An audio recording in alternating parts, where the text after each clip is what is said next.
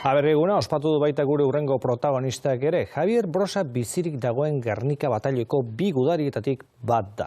Duela 75 urte naziengandik Frantzia askatzen lagundu zuen bigarren mundu gerran garaian. Gudaren 75. urtemugaren bezperan Mexikon biziren gudari donostiarrak orduko oroitzapenak aipatu dizkio Euskal Telebistari.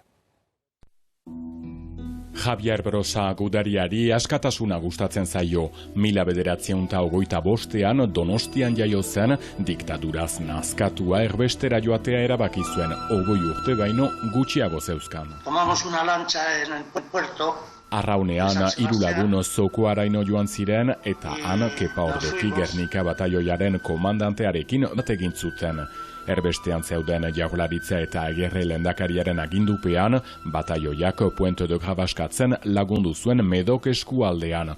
5 gudari hil eta 20 zauritu ziren. Les cayó un mortero a 1955ean De Gaulle generalak adierazi zuen Frantziak ez zuela sekulan antziko euskaldunek egindako indarra, baina mundu bigarren gerra bukatzean aliatuek Franco agintetik ezkentzea erabaki zuten. la aviación los bombardeó, esto y luego nosotros entramos y ya salían todos de los búnker, salían rindiéndose.